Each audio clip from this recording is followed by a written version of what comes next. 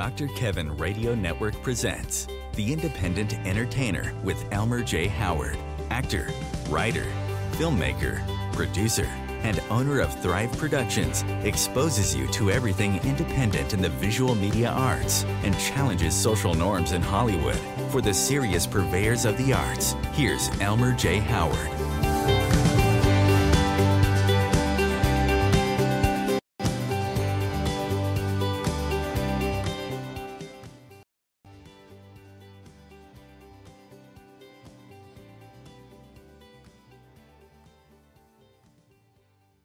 Raised in Bethesda, Maryland. Graduated ASU and studied at the Meisner School of Theater for 2 years. Wrote 2 produced plays, Beautiful Corpses and the Broadway play at the American Renegade Theater and the Stellar Adler Theater. Lane went on to become an assistant director for music videos and commercials, most notably for Black Eyed Peas, Beyonce, Ashley Simpson, Chris Brown, 50 Cent, Pharrell and Gwen Stefani, Natalie Portman, Muhammad Ali, and American Express.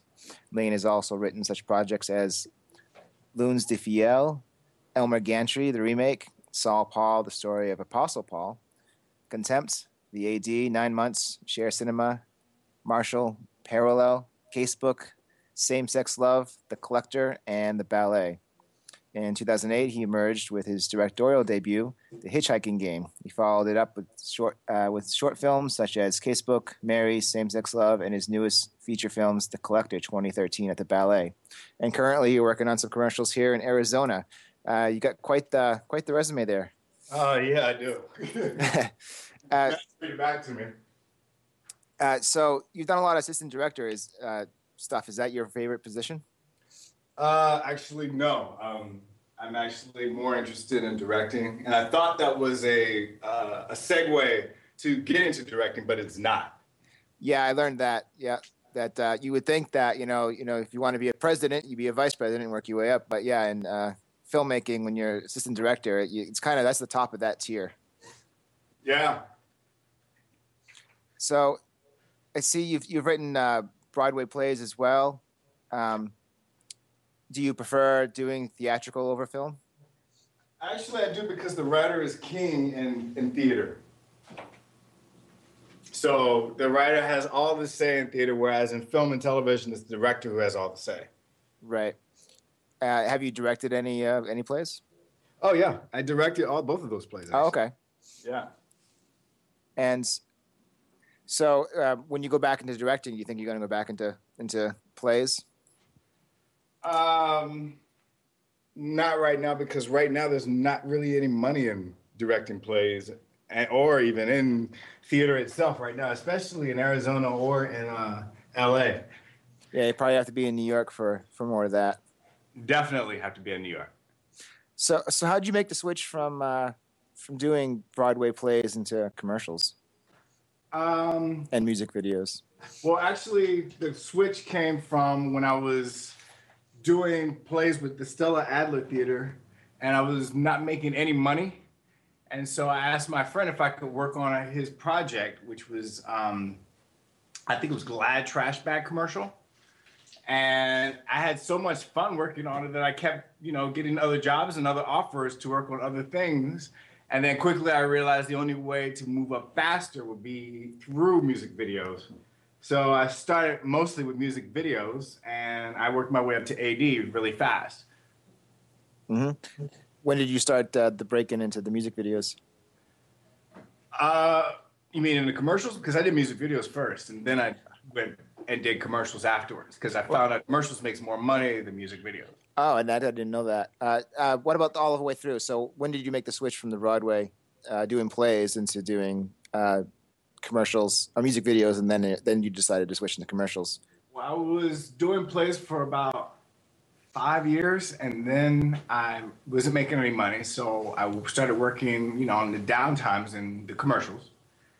I did the Glad Trash Bag, and then from there as a PA, and I worked my way up from PA, but in commercials you have to be union, assistant director union, to move up. And music videos, you don't have to, because all music videos are non-union. Every last one. Oh, I didn't know that. Yeah. So you can rise very fast via music videos. So that's what I did, and I made more money that way. Right. So I stayed in music videos for a long time, and then when I wanted to transition into producing, I went towards commercials. And so, when you made the switch to commercials, did you do that only for the money, or did you find you like doing commercials better than music videos? Music videos is a lot of long hours. Like I did a 26-hour shoot with who is it? Cisco, that singer Cisco. Yep. And I realized, and then they dumped us out into traffic and rush hour traffic to let us go home. So we had to drive from Long Beach back to where I was living in Malibu, and that was not a fun ride because I was like falling asleep on the road. It was not good. So I was like, I need to get out of this. Right. And commercials, they barely go over 12. Yeah, because the union has all its rules there. Exactly. And do you find? I know you're in the Valley working right now on a commercial. Do you find that there's more commercials or music videos being done in the Valley because we're the work state? There's not such a huge union control here. In Arizona, I've come to realize there are no music videos here. Unless they're really, really, independent with no money attached to them, and they're just young bands. But the commercials are booming. In fact, I would say from November up until April, May is when the commercial boom in Arizona is. And everybody from all, Chicago, St. Louis, I just did the Budweiser. Everybody comes out here because of the weather. The weather's just amazing right now to shoot commercials. So, and they disguise it, like we just did the Budweiser commercial. They disguise Chandler as St. Louis. So. Oh, really? Yeah. So they have these little, tricks they do. They try to disguise it where they're at. Right. And so, commercial shoots. What are those? Those are only like a few days long. Yeah. You got pre-production, post-production, but I usually don't stay around for post. So I'm usually with just the pre-production and production. Is that the same for music videos, or are they longer to produce? No, they're actually shorter. Oh, really? Yeah, music videos can get done. I did Black Eyed Peas music video in 2 days. So we have post-production. We have pre-production for like 2 days. Yeah, so that's total of 4 days. And usually for commercials, pre-production will be like 5, 6 days ahead. And so what's the difference? I mean, you got a commercial that's 30 seconds, and you got a music video that's maybe 3 or 4 minutes long. Why is the commercial taking a lot longer? Because you got a lot more. I mean, we are dealing with. You just have the client, which is for commercials. You have the client. Mm-hmm. With music videos, you have the record label and the artist. Okay. So we have the client with the commercials. You have the agency with the commercial. The people who came up with the concept. Mm-hmm. And then you have the director who has his ideas as well. So all those people have to kind of mesh to make the commercial right. And usually it's just, with the director and the artist are kind of working together to make the vision come true. So. Right. So the like you were saying, the more time is needed in the commercial because of the pre-production and get everybody on the same page. Yeah. But I mean, I have done a commercial. I did the Carl's Jr. commercial where the girl is riding the bull. Yep. Remember that one? And she's eating the sandwich. Yep. I remember vividly. The director came in. Within an hour, he shot her riding the bull. The agency asked him to shoot like bacon sizzling on a grill. And he was like, F that. I'm not doing that stuff. Get someone else to do it. Wow. He went off, and that was the end of the commercial. And it was a total day of maybe about 5 hours, if that. And he got $40,000 a day for that. Wow. Yeah, for 5 hours worth of work. That's a good gig. That was a good gig, yeah. So, explain the difference between an AD, is there a difference between an AD on a music video, commercial, and film? Are there any differences? AD roles. Depends what kind of music video. How about that? I mean, if I'm shooting a rap music video, it's a lot different because a lot of times you have entourage you have to deal with. Yeah, so that can be a bit extra. Right. But commercial's pretty straightforward. You get your talent in makeup, wardrobe, and then you get them on set. That's pretty much basic, yeah. Then you set up lockups, in case they're filming on the street. Right. And do you always hire police officers to help deal with traffic and? Yeah, if we're doing a traffic shoot, yeah, for sure. Okay. Yeah. And that brings us to our first commercial. You're listening to the Independent Entertainer here on the Dr. Kevin Radio Network. I am Elmer Howard and my guest Darian Lane. And when we come back, we'll get into more of some of his experience with some of the better known names in the industry.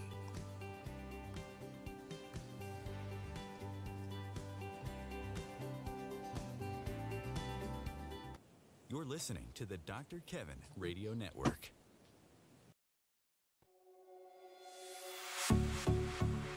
ADD HD Evolution Revolution Solution for the 21st Century.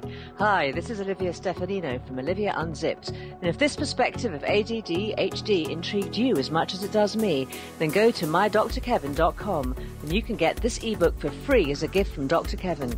If you're ready to disable the disability of ADD, come and get your free copy of ADD HD Evolution Revolution Solution for the 21st Century at mydrkevin.com.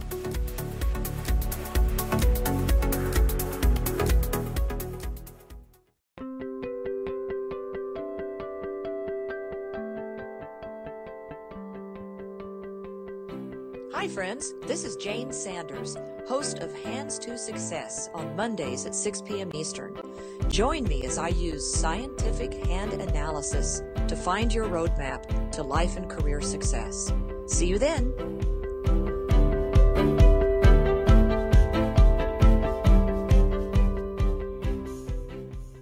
We're tiny, we're toony, we're all a little loony. We aren't tiny, nor are we toony, but you can guarantee a little looniness on The Joe Show, Wednesdays, 8 to 10 p.m. Eastern on drkevinradionetwork.com. The Joe Show will make you smart, laugh, and could make you a winner too. Just tune in Wednesdays, 8 to 10 p.m. Eastern on drkevinradionetwork.com, where we challenge everything. Come and join the fun. And now our song is done. This is Matt Connerton, and I love to know what makes people tick. I love to ask questions and learn about people, whether it's a politician, a musician, or someone who's doing anything positive to help influence and change the world. I want to know more about that person, and I hope you do too. So I hope you'll join me for the Matt Connerton Show every Thursday night at 9 p.m. Eastern Time at drkevinradionetwork.com.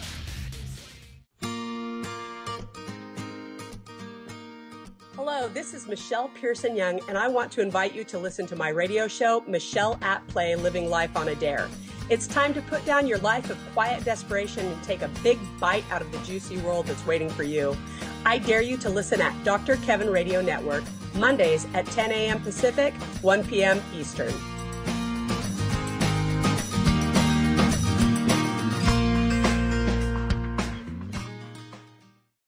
You're listening to the Dr. Kevin Radio Network.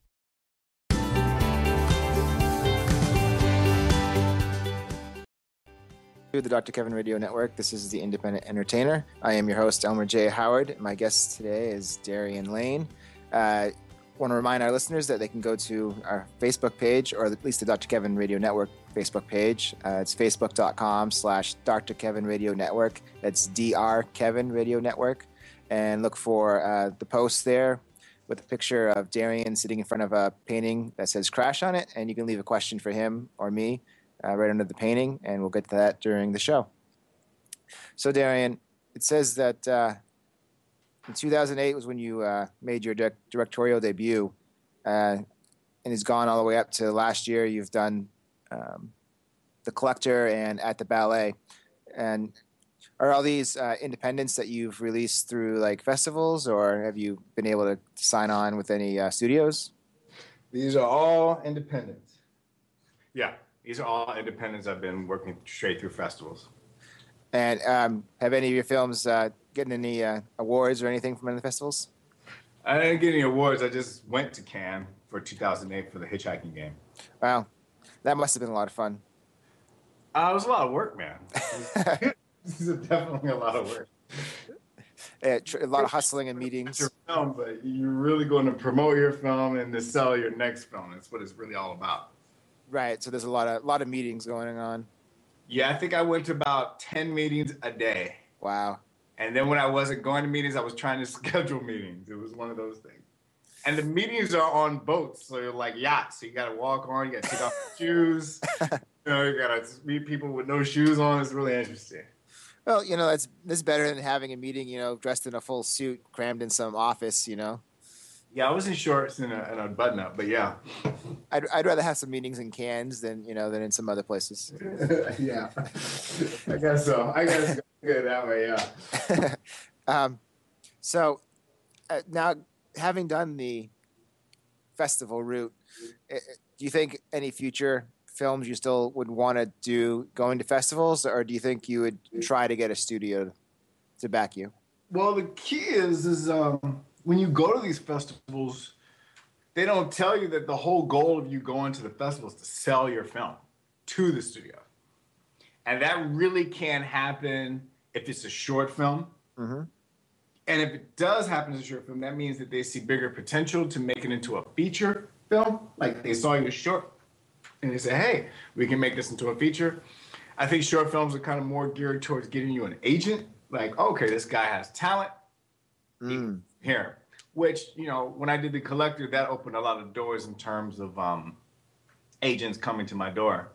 That was nice. So do you have an agent as a director? No. But they came to my door and they asked me what else I had. Right. And the key is what they want to know is you have a feature film, one. Two, do you have a celebrity talent, A-list or B-list, attached to it, which is key. So that's what it was, pretty much. Yep. Are you working on any new feature films or shorts? New ones right now? Yep. Right now, I'm working on two projects. I would love to finish out the Collector feature film, which I have to say thank you to Lawrence Fishburne, because he did recommend his agent for me. Nice. And that's an interesting story in and of itself. But yeah, I have two projects. One is with Halle Berry and Vincent Cicerone. It's a female entourage based on her life, as well as Vivica Fox, Jada Pinkett, and Nia Long. And I had that develop at Overbrook Entertainment with Will Smith. Nice. And so that one, hopefully, it's a television series, so we'll see where that goes. And the other one is another project I have with Relativity Media, which is Ray Record's office. And that is like a gay kind of Spinal Tap. Yeah, so those two projects we're working on right now. Is that the one that's the same-sex love? Yeah, that is.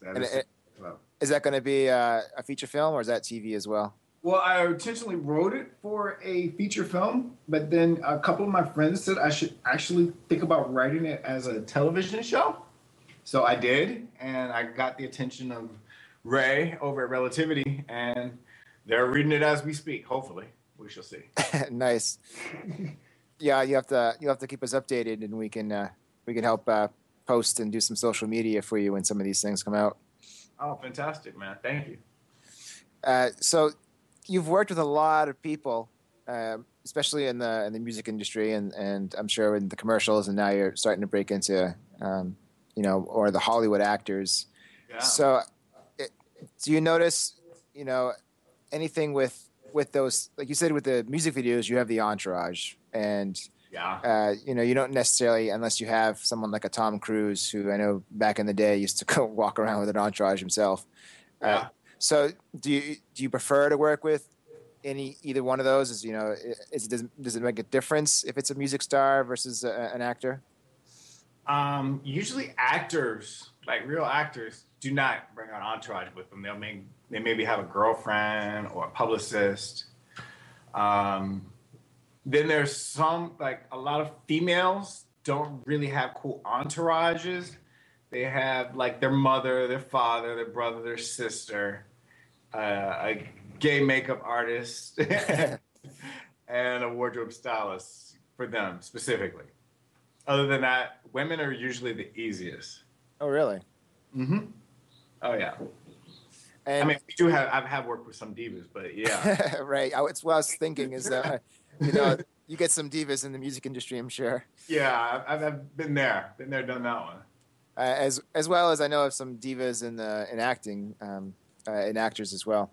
So with these entourages, I've not dealt with a lot of music videos, actors and singers, and I've seen the entourage was there on TV for a while. So Yeah. is the entourage, is that really the entourage? Is it really just a bunch of friends that this guy is like brought up into his world and said, hey, you can be my entourage, and I know sometimes there's a manager in there and such, but is there really a need for that entourage?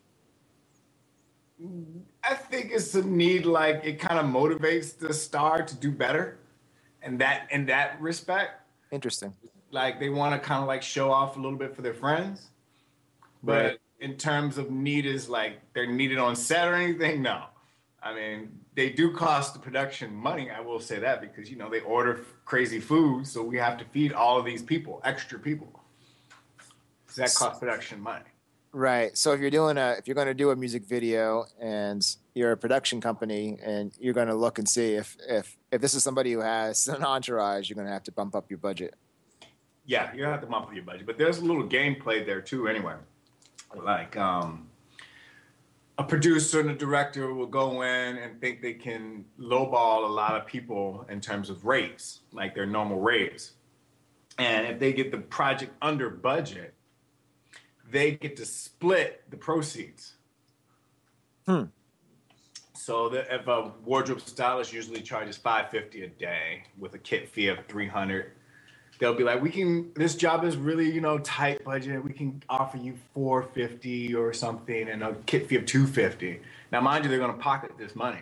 Wow. So those are little games that are being played that a lot of people don't see. Is that just in the music videos, or you see that in commercials as well? Oh, big time in commercials. There's way more money in commercials. For some reason, agency and clients, like, these big clients spend a lot of money on commercials. So there's a lot more cash in that regard. Right.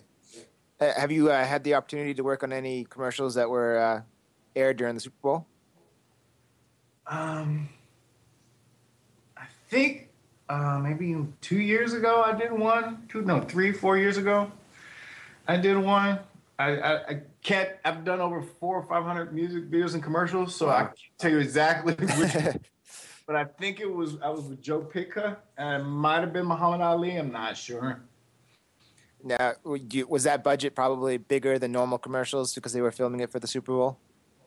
Yeah, absolutely. All the budgets are bigger, and they always start filming it either November, December. That's when the Super Bowl commercials are filmed. Oh, wow. So in dealing with all these names that I've seen, who was your favorite to deal with, and who was the one that was the most pain in the ass? Well, I can't dish on the celebrities I work with, but I can tell you my favorite. How about that? Okay.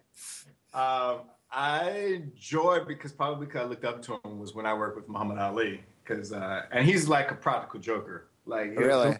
Yeah, all the crew, he'll come up and do little jokes against them, like practical jokes against everybody. And he's the most affable person. He'll take pictures and doesn't care. Like a lot of celebs I've worked with, no names, Right, will lose their stuff if you take a picture of them. Really? Oh, completely. So, really lose it. Like people, very well-known people. So, I know you can't go into names and stuff, and don't tell me any stories that would kind of give it away. But is there anything, like, what's the worst thing you see from actors or musicians? The worst thing?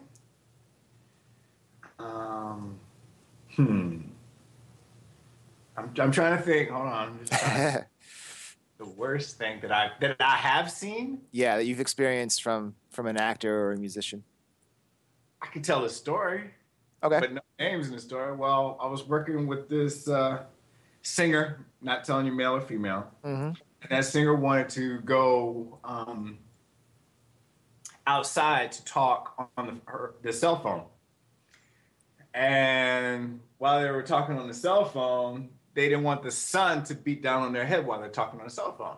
So instead of like having an umbrella or something, they wanted a tent to walk around with them while they talked on their cell phone. And while to hold a tent, we needed 4 PAs who had other job responsibilities on set for this video. We had to have 4 people walking around with that person carrying the tent. And she didn't like one of the person's face. Really? Yeah, and asked to put up a size so she wouldn't have to look at him while she was talking on the phone. Wow. So, yeah, my job was to get those 4 PAs, which was not a good thing. No. Is there any time or anything that an actor or a musician would request, that talent would request, that the production, the studio or the producer would just be like, no, sorry, you're not get that? Or is it basically, we're going to bend over backwards and give you whatever you want? Usually the actors and the talent don't ask for it themselves. They're kind of slick about it, where it doesn't come from them. It comes from either, 1, somebody from their entourage, or 2, somebody like an agent or a manager. So it doesn't make them look like the bad guy. Okay. Well, we're coming up to our second commercial break here on The Independent Entertainer. You're listening to me and Darian Lane on the Dr. Kevin Radio Network. We'll come back, talk a little more about some of experiences with in the industry, and also get into some social media norms and see if we can challenge some You're things. Listening to the Dr. Kevin Radio Network. We're tiny, we're toony, we're all a little loony. We aren't tiny, nor are we toony, but you can guarantee a little looniness on The Joe Show, Wednesdays, 8 to 10 p.m. Eastern on drkevinradionetwork.com. The Joe Show will make you smart, laugh, and could make you a winner too. Just tune in Wednesdays, 8 to 10 p.m. Eastern on drkevinradionetwork.com, where we challenge everything. Come and join the fun. And now our song is done.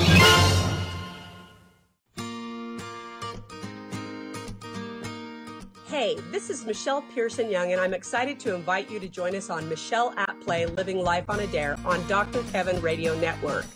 We're interviewing the best and the brightest about how they live their lives with passion and authenticity. Most men live lives of quiet desperation. We're against that. Come listen to Michelle at Play. I dare you. Meet me at Dr. Kevin Radio Network every Monday morning at 10 a.m. Pacific.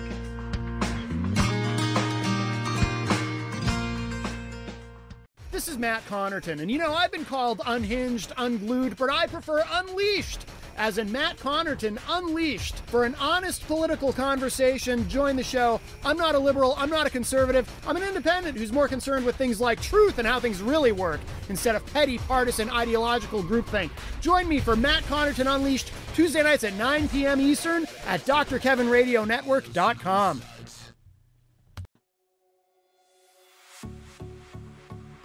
Hi, this is Olivia Stefanino from Olivia Unzipped, the show where we explore the exciting crossover between business expertise and personal growth and development. And I'm really excited to be able to offer you a gift of a free copy of Dr. Kevin's latest ebook, 5 Tips to Synergizing Your Business. Get your free copy now by going to mydrkevin.com.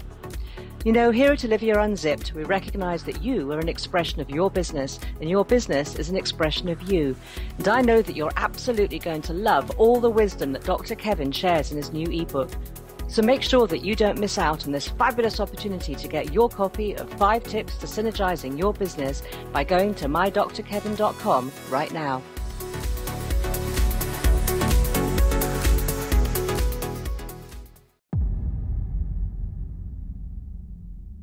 Hi, Hi, this is Olivia Stefanino. Join me and my expert guests live for my thought-provoking show, Olivia Unzipped, in which we'll be using business as the medium to understand life's challenging paradoxes, and just as importantly, we'll also be giving you tips on how to build your genius entrepreneurial mindset. Join me live from England every Monday at 11 a.m. EST, 8 p.m. PST, and 4 p.m. GMT.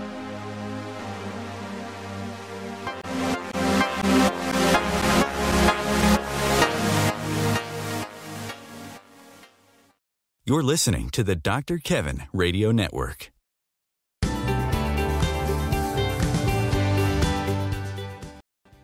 Welcome back to the Independent Entertainer here on the Dr. Kevin Radio Network. I am your host, Elmer J. Howard.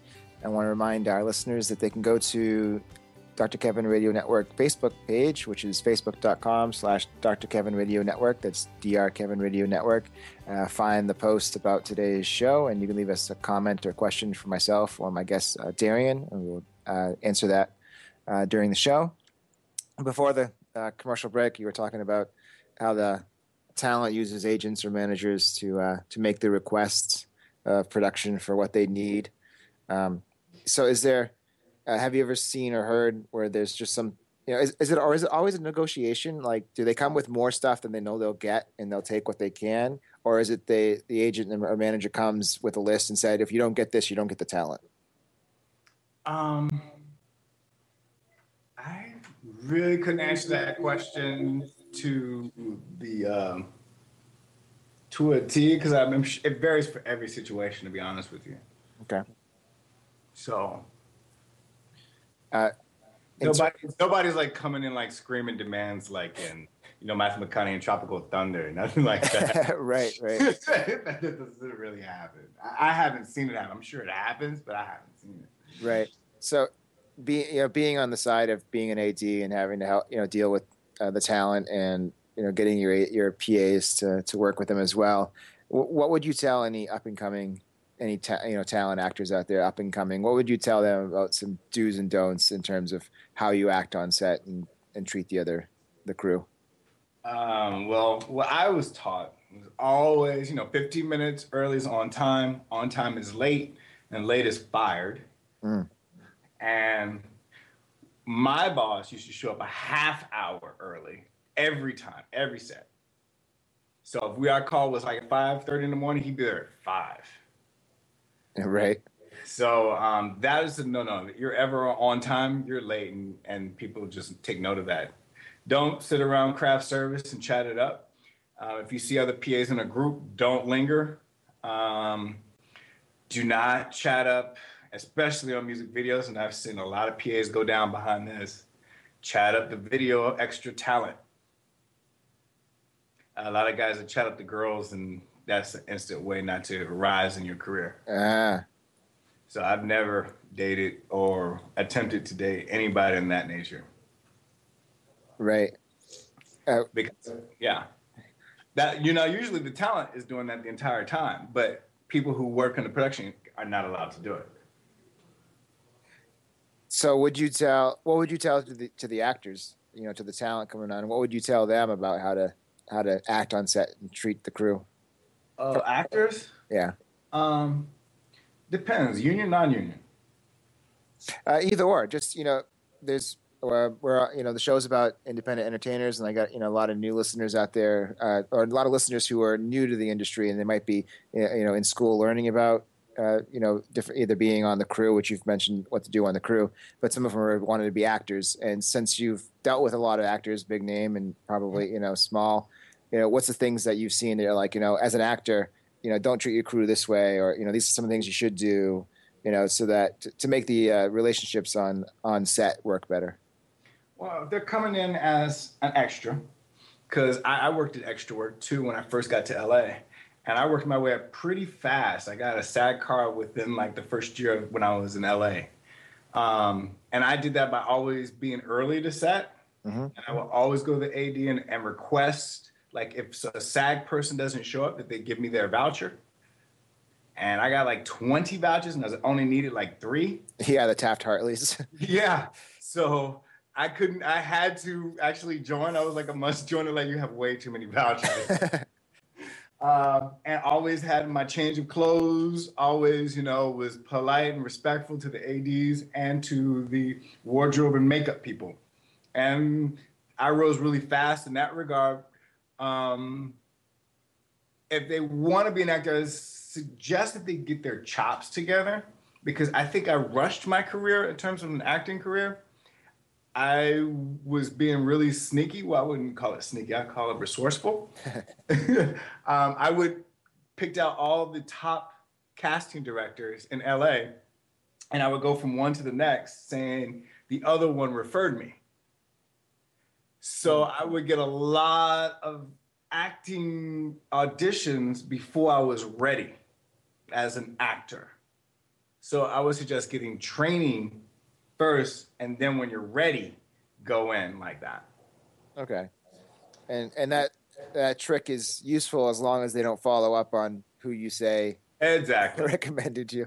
Exactly. 100%. Yeah. But it got me in. I was in Paramount. I was in Fox. I was in every major studio auditioning for top roles without an agent. Wow.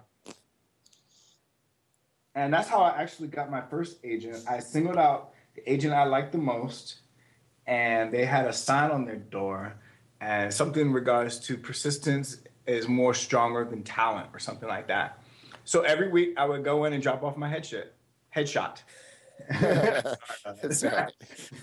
And eventually, within like the first 4 months, they signed me. They were like, "You just keep coming in. We have to sign you now. You know that, right?" I didn't even have to audition. They were like, "We believe in you," and they started sending me out.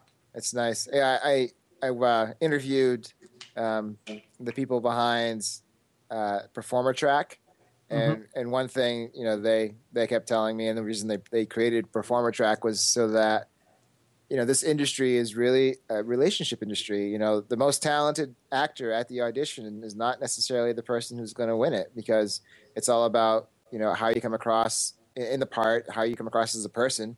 How if you like you were persistent. I've seen people who they recommend you go in and learn the name of the person sitting at the desk, and learn the name of everybody in the room, even the cameraman. So if you ever get called back, you come in and you greet them by name, and they might not know your name, but stuff like that sticks with people. And so it definitely it's all about relationship management, not necessarily about being the best person in terms of like the acting ability. Yeah, 100%. And even in the 40s and 50s, the actors had to go to class for lighting. Like they had to know everything about lighting. They had to know everything about each position in the crew. So they would be able to, they knew how to step into their light. They knew when to walk away from their light, and how to play that game. And I think just a lot of people have lost sight of, the technicalities of the industry, and that could catapult you even further if you know certain things about the industry you're getting involved in. Yep, definitely. Now, one thing I want to come back to, because it really intrigued me, was the same-sex love feature or television, however it goes. Can you tell a little bit about that story? Oh, yeah, it's really easy. Basically, it's about this group of all-male gay singers, and they become hugely successful in the UK. And they sing nothing but gay songs. And they're kind of like 80s, like poppy kind of songs. Mm-hmm. But they're all like gay songs. And like one of them is called Shot in the Heart with a Booty Dart. So, but the only problem is that these guys are not gay. And so you have this reporter that's following them around and slowly coming to realize, that they've been studying books and people of how to be this gay band, which they're not. Interesting. Yeah. So that's kind of where we're at. I sent it, actually, it's funny. I just sent it to Logo, a subsidiary of MTV. Yep. And that was, 2 days ago? Because they asked for a copy. They wanted to look at it. Nice. Yeah, Logo would be a good station to get on with that kind of a show. Yeah. So are you looking at it being more of a drama or a comedy? Oh, it's straight comedy. It's all comedy. It's Spinal Tap. It's a gay Spinal Tap. That's how I sell it. Right. Yeah, you mentioned that. Mm-hmm. Well, that's cool. So we got a couple more minutes before our final break. One of the things that I do on the show, at the top of the hour talks about how I challenge social norms in mainstream Hollywood. I know a lot about TV and film where there's still inequality in terms of representation of minorities and also representation of like women in terms of both behind the camera and in front of the camera. Is that, do you see the same thing in like music videos? Depends what kind of music video. If you're on like a Clint Black music video, yeah, there's not going to be any black people there. Maybe. Right. But if we're on like a 50 Cent music video, it's going to be 80% black people pretty much. Aside from the Groups and Electric, yeah, it's going to be mostly black people. So it kind of varies with the artists. Like when I worked on Jessica Simpson stuff, Jess has a black huge bodyguard, but that was pretty much me and him were the only black people on set. Wow. So that's, there's also a program in LA. I don't know if people know about this. It's called Streetlights, and it's geared towards getting minorities behind the camera. And they actually train you for, I think, 2 or 3 months, and then they actually get you work. You have to work for free for a couple of gigs, but you actually get work, in that regard. Do they have a website? I think it's streetlights.org. I'm not sure. Okay, I'll find that, and we'll put it on the post about today's show. We'll add that as a resource for people to go and look up. That's pretty cool that they do that. Yeah, yeah. So, being a minority, do you find has that affected any of your job opportunities? Maybe a little bit in Arizona because people were wary of me. They didn't know my work ethic or who I was. They're just like, this new guy has come from LA. And that has been, and so I had to kind of like, I guess, get in the mix of the independent, not even independent, but the actual production people here in AZ so they know who I am. Mm-hmm. And then they finally were able to open up their doors. But it was a little bit hard when I first got here. Like nobody kind of knew who I was. I was just kind of like an entity, the only black guy who's an AD out here. Right. Slash what? Producer? Yeah, slash producer. We're just about to hit this commercial break. I didn't want to get into another question right before we have to break, but something you can think about is in terms of directing and producing. When we come back, I'll ask you which do you prefer and why out of those two positions. Okay. And there's our cue finally. You were listening to the Independent Entertainer here on the Dr. Kevin Radio Network. Please stay tuned for the final segment of today's show with my guest, Darian Lane, who's had a very extensive background and been joy talking with him. So please stay tuned.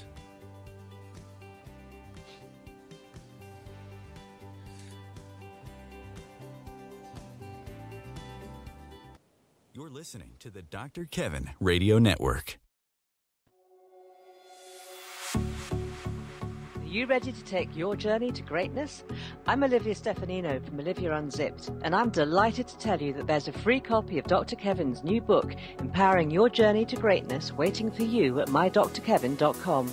An inspiring book that will feed your mind, heart and soul and help you move into greatness.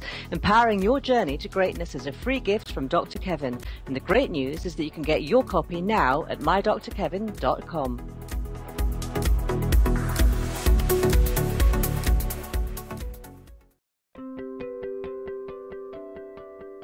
Hi, friends. Would you like to understand your life purpose, special gifts and talents, and the challenges blocking you? I'm Jane Sanders, host of Hands to Success, where I use scientific hand analysis to find the blueprint to who you are and why you're here. You want to get some profound and life-changing information? Join me on Dr. Kevin Radio Network on Mondays at 6 p.m. Eastern.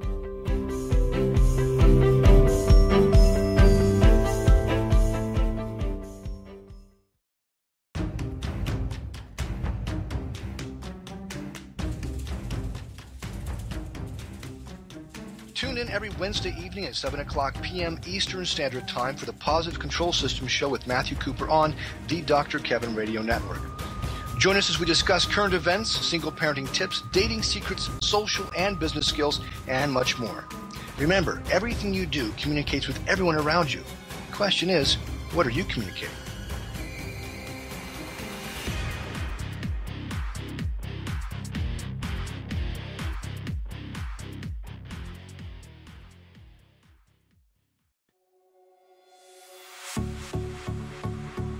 Hey, boys and girls, and in-betweens too. Dr. Kevin here.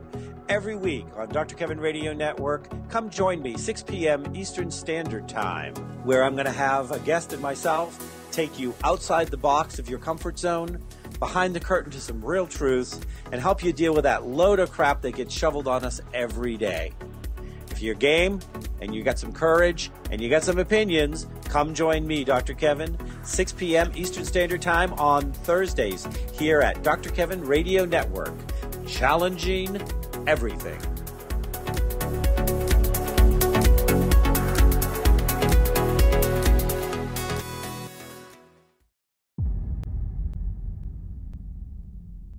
Hi, this is Olivia Stefanino from Olivia Unzipped. On my show, we're going to be using genius business thinking to help us unravel life's challenging paradoxes.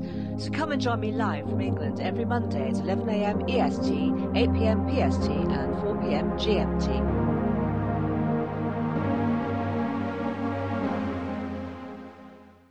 You're listening to the Dr. Kevin Radio Network.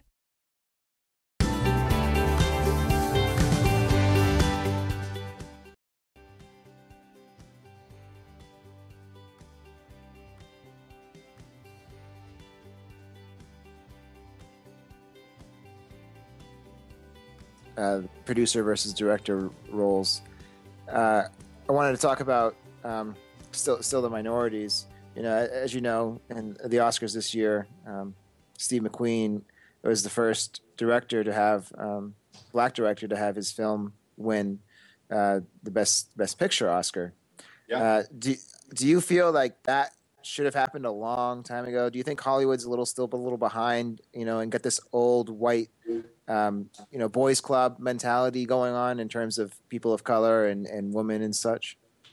Well, to be honest with you, I think he should have won for the movie he had the year before, which was Shame, which I thought was a very poignant movie at that time. And that wasn't even nominated. I think this is kind of like a repercussion that they didn't nominate him for that. And I don't think a black director has won at all, to be honest with you. There has not been one black director who has won. Right. Yeah. He's the first black director to have his picture win. I didn't get a chance to look it up, but I think you might be right. And so, do you feel that that Hollywood and especially like the Oscars are a little behind the times when it comes to recognizing the talents of minorities? Yeah. Yeah. Definitely. And why do you think that is? Is it because a lot of the studios are still run by old white men, or is it because people are afraid of public outcry, or what is it? Do you think? Well, my issue has always been like, if we have a black film, is there an echo? There's a little bit one right there. It's always been like slave roles or butler roles or help roles or any of those roles, and those type of movies have always won. If it's a black movie. I haven't seen any like intelligent black people or intelligent characters, doing things, win anything other than Sidney Poitier, which was years and years ago. Right.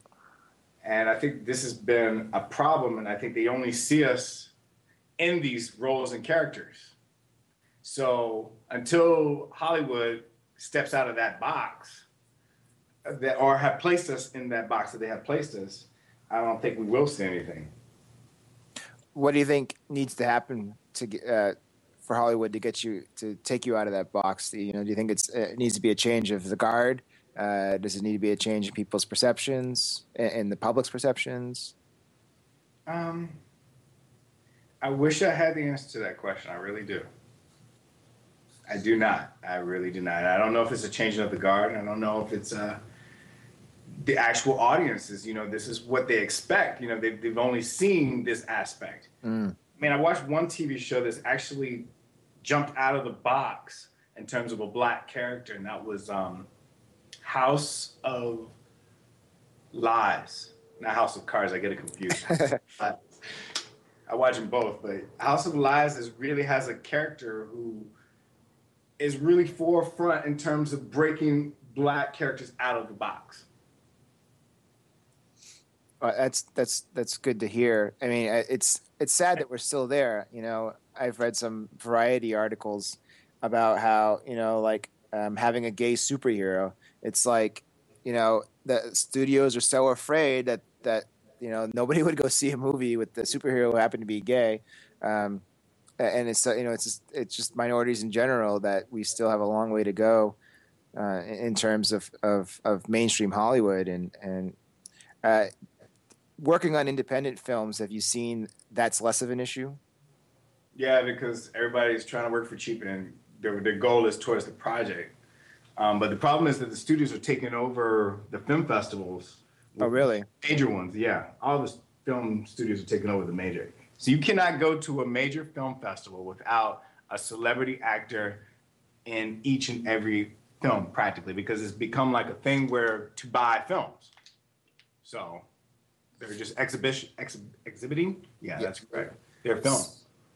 So you're saying they're making it harder for truly independent entertainers, producers, and filmmakers to get into these film festivals, because I know a lot of them have 2,000 submissions and they might take only 200 of them. Yeah, what was it? The way back one at Sundance that was all-star studded. Right. It's not independent. There's a full cast of celebrities in that movie. I'm like, wait a second. That used to not be the case, when Steven Soderbergh started off with, Sex, Lies, and Videotape. Yep. So it's harder for actors too, to become successful. Actors in terms of getting into. If they're in a festival, it's harder for them to be discovered now. Like the actors from Sex, Lies, and Videotape all became successful after that movie. Right. So because they're going up against well-known names, and these are their supposedly independent films, that it's harder for them to get noticed. Mm-hmm. And I think, what was it? Jennifer Lawrence did Winter's Bone. That was, I think that was her breakout role, wasn't it? I think so. Yeah. So that's how she got discovered. But that's rare. It's like one in like 20 out of 20 years. So even places like the Sundance Film Festival that had Robert Redford as the founder, even they have been starting to be taken over by. 100%. Yeah. Wow. Yeah, them, Cannes, and Venice, and it's become a place where no well-known celebrities debut their films. Mm. Yeah, I've heard a lot about that recently. Seeing stories where actors who turn producers / director. Are taking their films to festivals, and so I guess it's kind of become a little more of a clique nowadays. But there are so many festivals that happen across this nation. There's literally, I think, 2,000 or 3,000 is what Dr. Kevin told me when he was on my guest on the show a couple weeks ago. So there are 5 major ones that can actually do something with your film. That's what I was going to ask you. Out of all these film, feature festivals, is there a point to getting into any of them? Yeah, I would. If you were an upcoming film, I would definitely apply to Berlin, Toronto, Sundance, Cannes, and Venice. Every major studio goes to these festivals. So if you want to be discovered, that is the place to do it. But those are like the hardest to get in. Is it worth it if you get accepted into a bunch of littler, smaller festivals? Is it still worth it to get your film? Because maybe you'll get enough traction by having it out there. I've seen people try to do it that way, and it really hasn't worked to their benefit. I mean, I think the best thing I've seen is they get a deal with Redbox where they can distribute their film that way. But I really haven't seen it. I'm not in the theater. Right. Their movie in the theater, and they waste a lot of money because you got to spend a lot of money to submit to these festivals, especially if you have a feature film. It's almost like $100 each feature film you submit. Right. And is it really worth it if you're not going to sell it? Because the goal of you making a film, a lot of people don't realize this. The goal of making an independent film is to sell it so you can recoup your money and pay your actors. Yep. And I think that's been a problem, big problem. Yeah, it's. I didn't realize about the festivals. You're the first person to tell me how it's becoming more of a studio playground, so to speak. Yeah, 100%.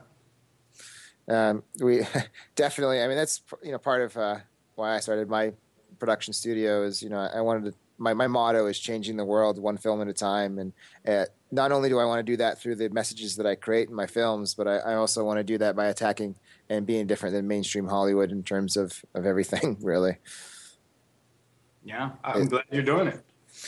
It's it definitely we needed a change in Hollywood. They're just more about the money and not about so much about the art sometimes, and that's frustrating. Mm-hmm. And we're coming up to our last minute. Is there any last minute tips or tricks you'd want to tell any independent filmmakers out there? Work hard. That's the only thing I can tell them. You work hard, eventually somebody's going to discover you. Because work ethic is highly respected among everybody. So work hard and never give up, right? Yep, never give up. You can never give up. That's the key too. That's a big key. I want to thank my guest, Darian Lane. This has been a really intriguing show. I enjoyed talking with you. And everybody, tune in next week, and we'll see who we have signed up for our next guest here on the Dr. Kevin Radio Network. You're listening to the Dr.